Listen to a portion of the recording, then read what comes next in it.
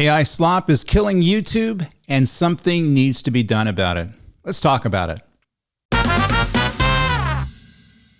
Welcome to Dave is Not AI, the channel where we take a critical, no-nonsense look at artificial intelligence. I am Dave Linthicum, an AI expert with over 30 years of experience in the enterprise AI field, and I'm a top AI influencer and thought leader.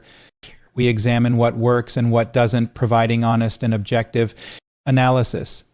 If that interests you, please subscribe, like, and comment. Let's get started. Well, that didn't go very well. That was created, by the way, like a lot of this AI content out there. I uploaded a few minutes of video of me, and it created an avatar with my voice and my likeness, and I'm able to put scripts in it, and it's able to talk directly into the camera. And I think there's a lot of YouTube channels doing better than I just did with that one, but that are putting out a lot of AI-driven content, and it's flooding the content out there, and people are getting a little concerned about it. I am too. Because in many cases, these are ways to make money. They're putting out stuff every day, sometimes every hour, and it's just not going to have a good end state with the YouTube public out there. So you guys see this stuff every day: monotone narration, stock images, overly complex scripts that are read by a robot. So these are the issues flooding YouTube and social media right now, and are contributing to the decline of content quality and innovation. What's even more frustrating is that many of these AI channels are pushing aside more valuable content, taking up bandwidth and attention from the YouTube audience. And so why is this not good?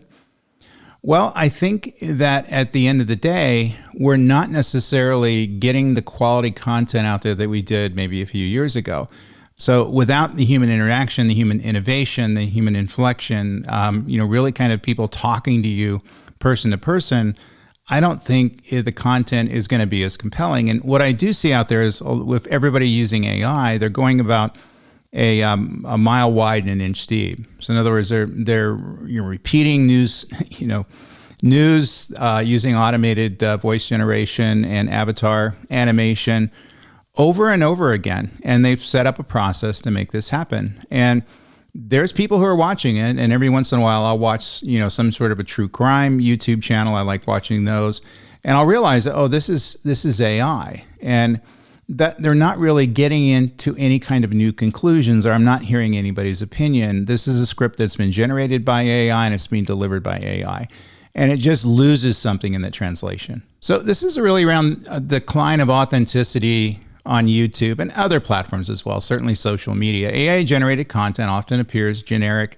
and lacks personal flair that human creators bring to their videos. And you can't really put your finger on it, but you can figure out pretty quickly when you're watching an AI narration and an AI animated video over some of the true to life stuff that's out there. This trend leads to less engaging experience for viewers who crave genuine personality and storytelling. So we're looking for that human interaction. We're looking for those human opinions. We're looking for those folks who are giving us the story as they believe it. And it seems to be a downgrade of that relationship if we're relying too much on automation, in this case AI, to make that happen.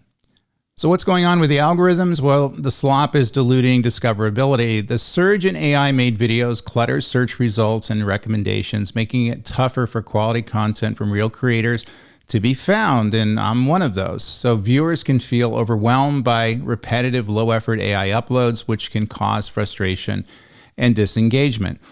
So there's so much slop out there that people are finding it and consuming that content and not understanding that there's better content out there. And so the algorithms are a bit confused. They're not yet distinguishing whether something is AI generated or not. They will pretty soon, and we'll talk about that at the end of the video. And we're having to compete with all these automated channels that are not doing as good of a job as the ones that are run by humans.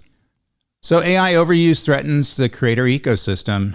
If everyone floods the platform with AI content, original creators may lose motivation to produce unique work, knowing it could be buried under automated noise. And I think that's the biggest threat out there, that I am seeing a lot of creators that are leaving the YouTube space because they view it to be too crowded, and it's tough to get above the noise that's out there with all the AI generated content. The environment becomes hostile for innovation and diversity as creators feel pressured to compete with endless streams of AI generated material. Yeah, that's kind of what it is. And so if there's a lot of people out there who are doing low effort content, and they're getting the eyeballs as much as you're getting the eyeballs, and you're spending, 5-6 hours on a video, you're going to get discouraged. And I think that's what many of the content creators are seeing right now. So next would be erosion of trust in the platform. Viewers begin to question the credibility and effort behind every video, doubting whether it is a human creation or just another piece of AI slop. And I find myself getting tricked by the AI stuff. It's not hard to figure out. There's a few things that, always pop up. For example, they don't say 9/11, they say 911 or 911 when narrating the videos. And it's because the AI can't, pick up those nuances yet. And AI doesn't have a sense of humor as well. So this skepticism can erode loyalty by making audiences less likely to subscribe, engage, or support creators financially. So if there's more people out there and they're going for that monetization dollars, they're members of the channel and, getting AdSense revenue or, even sponsors for the video, there's more to compete with, and it's tough to compete with machines. And that's kind of seems the way things are going out there right now. So I think this is going to cause long-term harm to YouTube's brand and community. Unchecked proliferation of AI content risks damaging the reputation YouTube has built as a hub for creativity, learning, and entertainment. I use YouTube a lot, whether I'm trying to figure out how to solve a plumbing problem or, trying to figure out how to install a derailleur on a mountain bike. So if the platform becomes known for low-value, mass-produced videos, it could drive away both viewers and quality creators, undermining the foundations of its community. And I see that as being a long-term risk. In other words, we may just kind of quit stopping to watch YouTube if it's just flooded with low quality content. And if the humans are not on YouTube anymore because they've moved off because they're unable to make a buck, then that's going to be a disaster for, I think, everybody, including people that are consuming videos right now. And it doesn't matter what platform you're on. Obviously, we're talking about YouTube specifically, but this can be Substack and Rumble and, all social media stuff, X, LinkedIn, those are video hosting platforms unto themselves. They're also getting deluged with AI slop out there as well. So what is YouTube doing about all this? They're doing quite a bit. There's a monetization crackdown starting July 15, 2025. So it's after this video was created, or before this video was created, I'm sorry. So YouTube is updating its partner program, guidelines to better detect and demonetize videos that are mass-produced, repetitive, or lack originality, traits associated with AI slop. I assume they're going to use AI detectors. That's a bit concerning to me because I think, and many times AI detectors are like lie detectors. They're not admissible in court because they're not as accurate as we think they're going to be. They look for AI markers, and in some cases, they may find AI markers in legitimate content that was created by a human. I've noticed that in the writing as well. So I'd be interested to know how they're going to find the AI generated videos out there. I guess, patterns like, producing a video every day, and having consistent and monotone narrations and using the same videos and avatars may be one thing. So there's a lot of mechanisms and tricky mechanisms that YouTube needs to figure out in order to get this. And my concern would be some of the human creators are going to be caught up in this sweep. So this doesn't mean these videos will be entirely removed, but they will no longer earn ad revenue, making it far less profitable to spam the platform, with AI slop content. And I think that's, probably a step in the right direction. In other words, pulling the plug, going after the money. And I think that in many cases, this may cut down some of the slop that's out there. Also working on a policy clarification. The new policy builds on YouTube's longstanding requirements for original and authentic material. Now, what counts as inauthentic or mass-produced is being clarified to target content made primarily with generative AI or AI voiceovers that add little creative value. So again, trying to detect the slop and not paying them for the slop. So there's going to be a focus on quality. Well, using AI to enhance videos is still permitted, and I use AI on my videos all the time. use it for the thumbnails, use it for the research I do when I write the scripts, things like that. But I just don't use it for the content creation because I don't think you guys would appreciate that. And even though I'm all in on AI, I've been working with this stuff for 30 some odd years. I just think I'm not necessarily providing the same sort of value if I'm overusing AI to deliver the message to you who's watching the videos. Creators who channels consistently mainly are low effort, AI generated videos risk losing monetization. However, channels that provide commentary, reactions, or use some AI features as part of an original value added approach won't be penalized under these changes. So that means that we can still use AI in the videos to, special effects and, provide, provide entertainment, so to speak, but you don't use it to create the entire video. That's not a good thing, and they're going to spot it, and they're not going to pay you.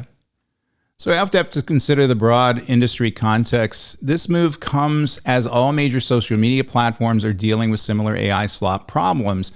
So they're being pressured to strike a balance between fostering innovative use of AI and preventing their feeds from being overrun with low-quality spam designed only to maximize engagement metrics. So LinkedIn and X, I'm seeing an awful lot of AI-generated content out there. I use AI sometimes, by the way, to hone my posts down and find better SEO and things like that, and figure out what hashtags I need to add. But in many cases, people have figured out how to do automated posts directly from these systems. So they pick up a news item, they generate AI, which is supposed to be their opinion. They post it on their LinkedIn account or their X account and call it their own. And they can post every hour in doing this. And there has to be no effort in going forward. Sometimes they go, how do these guys sleep? Well, they don't worry about it. It's all an automated technique for making this happen. And they're fairly easy to build. When I first started, back on LinkedIn, and the AI stuff was around, I experimented with some of the stuff where you're able to use a chain of tools and technologies and generative AI systems that are able to create posts. Now, I didn't do it. I didn't let it loose because I figured my followers would figure it out pretty quick that I was undervaluing them, but it's definitely possible. So how do you think we should deal with this AI slop issue on YouTube and some of the other social media platforms and video platforms out there? Comment below. Love to hear your opinion as to what it is, how it affects you. Maybe it doesn't affect you. And, should we continue to allow it to exist, or should it be something that we're going to have to police? And I think that probably the latter is going to be true. So don't forget to like, subscribe, and check out my other videos on this channel. Also check out my InfoWorld Cloud Computing blog, my 100+ LinkedIn Learning courses, and of course my Generative AI Architecture course out on Go Cloud Careers, and finally my latest book, An Insider's Guide to Cloud Computing. So until next week, stay very, very safe. Later.